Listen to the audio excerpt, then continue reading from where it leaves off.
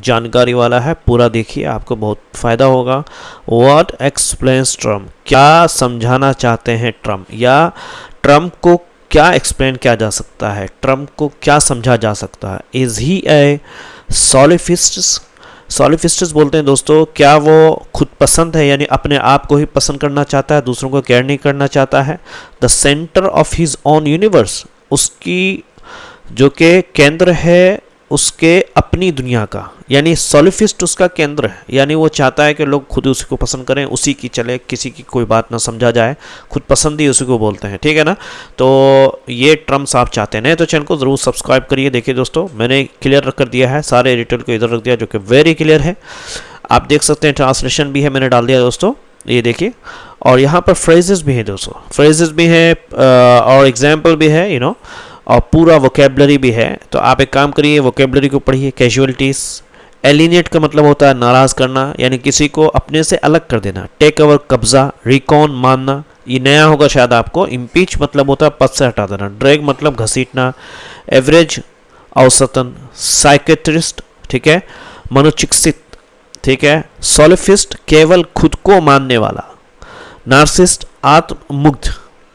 Approval, ये दोनों एक ही चीज़ है एक्चुअली। अप्रूवल, मंजूरी। रेफरेंस, संदर्भ। इंसल्टिंग, अपमान करना। प्लानिंग, ये सब आता है आपको।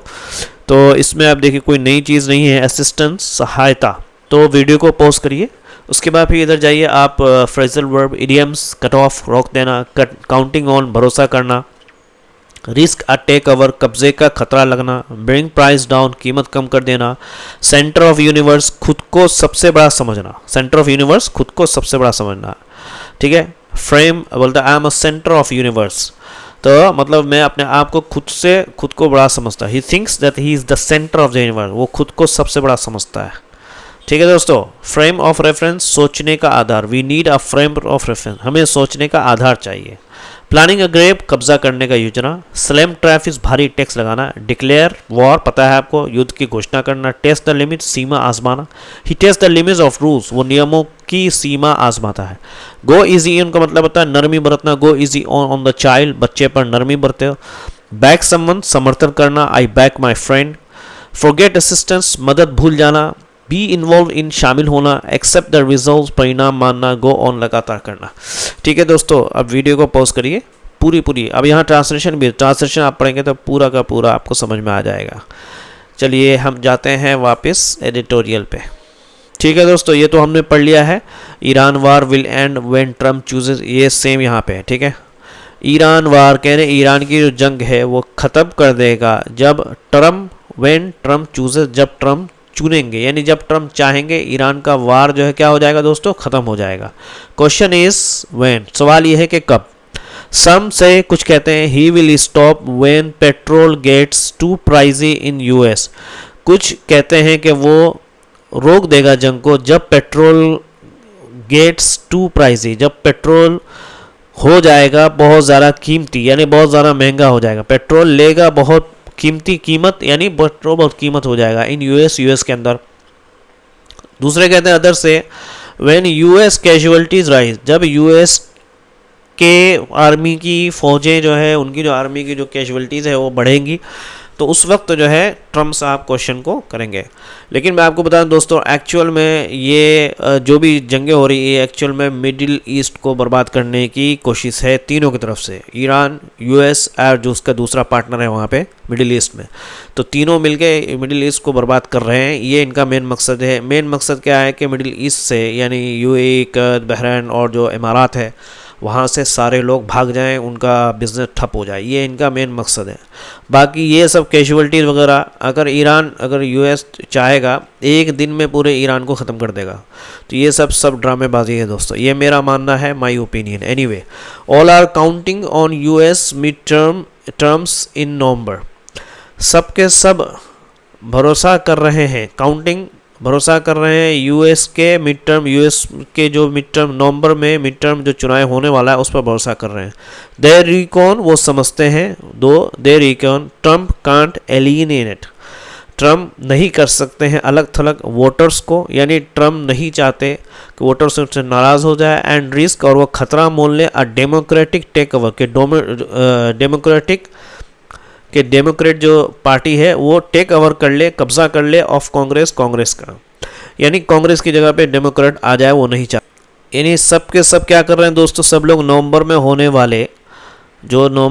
वाले मिड टर्म चुनावों पर भरोसा कर रहे हैं। भरोसा करना, उनका मानना है कि वो ट्रम्प वोटरों को नाराज़ नहीं करना चाहते। दे रिकॉन, वो चाहते हैं कि ट्रम्प नहीं कर सकते एलियनेट, नाराज़ नहीं करना चाहते वोटर्स को, एंड और कांग्रेस पर डेमोक्रेट के कब्जे का खतरा नहीं ले सकते, एंड कांट एंड रिस्क, और खतरा लेना डेमोक्रेट के कब्जे का ऑफ कांग्रेस के कब्जे, यानी डेमोक्रेट कब्जा कर ले कांग्रेस पे, इस चीज़ का वो खतरा नहीं लेना चाहते। परहैप्स कह रहे हैं कि शायद उन्होंने ट्रम्प की बात ध्यान सुनी, परहैप्स दे हैवंट, उन्होंने नहीं सुनी, then listen to him, Trump को केयरफुली, ध्यान से। यस कह रहे कि हाँ Trump wants to win mid term, Trump चाहते हैं कि वो जीत ले, कि वो चुनाव जीतना चाहते। Trump wants to win mid term, Trump चाहते हैं कि वो जीत लें चुनाव को, बट नॉट, लेकिन इसलिए नहीं, but not because he loves Republican, कि वो रिपब्लिकन को पसंद करते हैं। हिज रीज़न, कहने के लेकिन इसलिए नहीं, हिज रीज़न, उसके जो रीजन्स हैं, एज ही से, जैसा कि उन्होंने कहा, इस सिंपली, सीधा साधा, इफ़ वी डोंट विन, अगर हम नहीं जीतते हैं मिड टर्म को, यानी उन्होंने कहा कि, जैसा उन्होंने कहा कि अगर हम मिड टर्म्स नहीं जीतेंगे तो वो मुझे हटाने का कारण ढूंढ लेंगे। इफ़ वी डोंट विन, अगर हम नहीं जीते हैं मिड टर्म के चुनाव को, दे विल फाइंड, वो तलाश कर लेंगे कारण, टू इम्पीच मी, पद से हटाने का, इम्पीच बोलते हैं पद से हटाने का, मुझे हटाने का। आई विल गेट इम्पीच, ठीक है। ट्रम्प भी कहते हैं कि वो ज़्यादातर अपने बारे में सोच करते हैं, है ना। तो उन्होंने कहा अगर हम मिड टर्म को, उन्होंने कहा मैं ढूंढ लेंगे और मुझे, और आई विल गेट इम्पीच्ड, ठीक है, मैं क्या है, पद से हटा दिया जाऊंगा, या मैं पद से हटा दिया जाऊंगा, ठीक है। एवरीथिंग कह रहे कि हर चीज़, कह रहे हैं कि उनका कारण है कि हर चीज़ ट्रम्प डज, जो कि करते हैं, इज़ अबाउट हिमसेल्फ, वो अपने बारे में सिर्फ अपने हद तक का करते हैं। ही प्रोमिस्ड, उन्होंने वादा किया, नेवर, कि कभी नहीं, टू ड्रैग, खींचने का, यूएस को, इनटू अनदर वार, एक दूसरे जंग में। उन्होंने वादा किया था कि हम यूएस को दूसरे जंग में नहीं खींचेंगे। एंड ब्रिंग, और लाने का, पेट्रोल प्राइसेस को, कहा बिलो $2 अ गैलन, $2 गैलन से भी नीचे के प्रयास को लाने का उन्होंने वादा किया था चुनाव में। ऑन फ्राइडे के दिन, यानी जुमा के दिन, पेट्रोल की जो कीमत हो गई वो ज़्यादा, $3.3 हो गई, बट ट्रम्प इज़न्ट बोदर, लेकिन ट्रम्प को कुछ भी फ़र्क नहीं पड़ा, इज़न्ट बोदर। और दूसरी बात यह है कि आपको पता है दोस्तों, स्टीन फाइल जो है वो जब से उसमें ट्रम्प का नाम आया है, तो एक तरह की स्टीन, अमेरिका पे भी कोई और राज करता है। अगर आप जाते हैं हिस्ट्री को और पॉलिटिक्स से आप अच्छी तरह वाकिफ़ हैं कि अमेरिका पे भी कोई और राज करता है, अमेरिका अमरीकियों के कंट्रोल में नहीं है। तो स्टीन फाइल के ज़रिए इसको ब्लैकमेल किया गया है, और ऐसा लगता है, जैसा मेरा ओपिनियन है, कि उसको कहा गया है कि भाई तुम जो है जैसा हम कहते हैं वैसे ही करेंगे, और वो मिडिल ईस्ट को तबाह कर रहे हैं, और इसमें हो सकता है कि ट्रम्प मजबूर हों, whatever.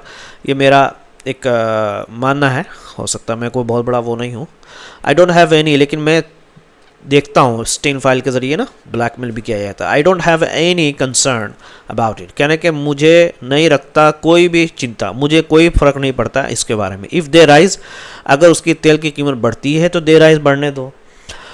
Trump doesn't care, Trump को कुछ फ़र्क नहीं पड़ता, बिकॉज क्योंकि in the word of a famous psychiatrist, एक मशहूर साइकेट्रिस्ट के अल्फाज में, he is a सोलिफिस्ट, he is a सोलिफिस्ट। वो क्या है, सोलिफिस्ट है। सोलिफिस्ट बोलते हैं दोस्तों कि सोलिफिस्ट वही, आपको मैंने बताया कि खुद को ही पूरी दुनिया का केंद्र मानते हैं, समझे नहीं क्या है, यानी जो सिर्फ अपने ही बारे में सोचते हैं, है ना। साइकेट्रिस्ट, ही इज़ अ सोलिफिस्ट, ठीक है, सोलिफिस्ट, वो अपने ही बारे में सोचते हैं, ठीक है।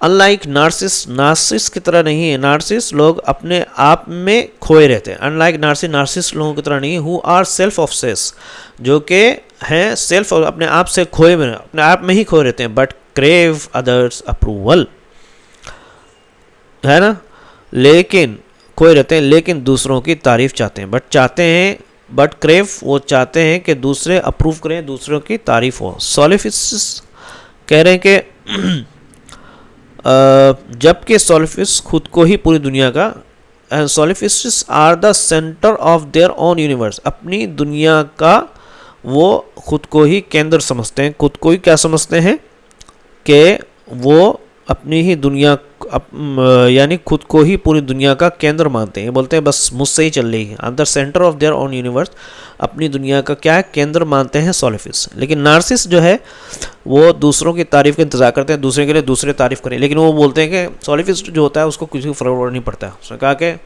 बढ़े तो बढ़े, गाली दो तो गाली दो, लेकिन मैं ही केंद्र हूँ, मुझसे ही चलेगी। Without an external fame of reference, कह रहे हैं कि बाहर की राय को महत्व देने के कारण, ना देने के कारण ट्रम्प को जो भी करते हैं वो उन्हें सही लगता है, बगैर ए एक्सटर्नल, बाहर के फ्रेम ऑफ रेफरेंस, है ना, फ्रेम ऑफ रेफरेंस तारीफ के हवाले के फ्रेम के बगैर। यानी बाहर की जो लोग राय देते हैं, बाहर की राय है ना, एक्सटर्नल फ्रेम ऑफ रेफरेंस, बाहर के यानी बाहर के लोग क्या कह रहे हैं उसके केयर के बगैर, everything, her cheese Trump does, है ना, जो भी कुछ करते हैं फील्स राइट, उनको महसूस होता है कि वो सही है उनके लिए। यानी वो जो भी कुछ कर रहे हैं उनको इंसल्टिंग, जैसे जेलेंस्की को बेइज्जत करना, है ना, रामफोसा, ठीक है, एंड रामाफोसा जो कोई लीडर होगा दोस्तों, and he is on fed chief, और उसके जो है फेडरल चीफ को प्लानिंग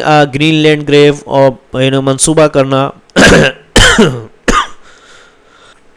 ग्रीनलैंड ग्रेव को, ग्रीनलैंड को क्या है वो करना दोस्तों, कब्जा करना, ठीक है। क्या है, रामाफोसा का अपमान करना, अपने ही फेडरल प्रमुख की आलोचना करना, स्लैमिंग, है ना, अपने ही फेडरल को का आलोचना करना, ओके, और ग्रीनलैंड पर कब्जा करना, एंड ग्रीनलैंड ग्रेव, स्लैमिंग और ग्रीनलैंड पर कब्जा करने की योजना बनाना, हर देश पर भारी टैक्स लगाना, है ना, स्लैमिंग है, टैक्स लगाना, मैसिव टैरिफ, बहुत भारी टैरिफ ऑन एवरी कंट्री, हर देश पर, अबडक्टिंग द प्रेसिडेंट ऑफ वेनेजुएला के प्रेसिडेंट को किडनैप करना, और किलिंग द आयतुल्ला, और आयतुल्ला को कत्ल करना, बिफोर डिक्लेयरिंग वार को डिक्लेयर करने से पहले। ट्रम्प जो है जांचते हैं the limits of his power daily, अपने ताकत के सीमा को जांचते हैं रोज़ाना, एंड इज डिलाइट, और वो बहुत खुश है इस पर, ठीक है। क्या करते हैं दोस्तों, ट्रम्प हर रोज़ अपनी ताकत की सीमाओं को आजमाते हैं, ठीक है। टेस्ट द लिमिट का मतलब होता है दोस्तों सीमा तक जाकर देखना, और उससे खुश भी हो जाते हैं, and is dilated he wants, ठीक है। वो ब्राज़ील को चेतावनी देते हैं, ही वांट्स, चेतावनी देते हैं ब्राज़ील को, to go easy on Bolsonaro, ठीक है, के माइलेज क्या है देते हैं कि माइलई का समर्थन करो, नहीं तो अमरीकी भूल जाओ, अमेरिका की मदद भूल जाओ, ठीक है, और पे 50% टैरिफ। इन्होंने कहा कि बोल्सोनारो को साथ नरमी बरतो, गो इजी का मतलब होता है नरमी बरतना, या किसी के लिए आपका बिहेवियर जो है वो अच्छा हो जाए, ऑन बोल्सोनारो, ठीक है, बोल्सोनारो के साथ नरमी बरतो, नहीं तो 50% टैक्स, और पे 50% टैरिफ, और या दो 50% टैरिफ। एंड ही थ्रेटन्स, उसने वो धमकी भी देते हैं अर्जेंटीना को, टू बैक, समर्थन करें मिलिए को, और फॉरगेट या भूल जाएं यूएस के मदद को। नाउ ही इज़ टोल्ड, अब उन्होंने बतलाया है ईरान को कि ही मस्ट बी इन्वॉल्व, कि उन्हें ज़रूर शामिल होना चाहिए in the appointment of its new leader. Iran को बता रहे हैं कि वो अपने न्यू लीडर को चुनने के लिए शामिल हो जाए, यानी वो अपने लीडर को चुने। Has any other president done this before, क्या कोई दूसरे प्रेसिडेंट ने ऐसा किया है इससे पहले? ट्रम्प ऑल्सो नो, ट्रम्प ये भी जानते हैं कि presidents party almost never wins mid term, कि प्रेसिडेंट की जो पार्टी होती है वो ज़्यादातर कभी नहीं जीतती है मिड टर्म के चुनाव को। Only 2 out of 20 times since क्या है वर्ल्ड वार 2 से अब तक 20 मरतबा में से सिर्फ 2 मरतबा प्रेसिडेंट की पार्टी जीती मिड टर्म चुनाव में अमेरिका में। दैट इज़ वाई, इसीलिए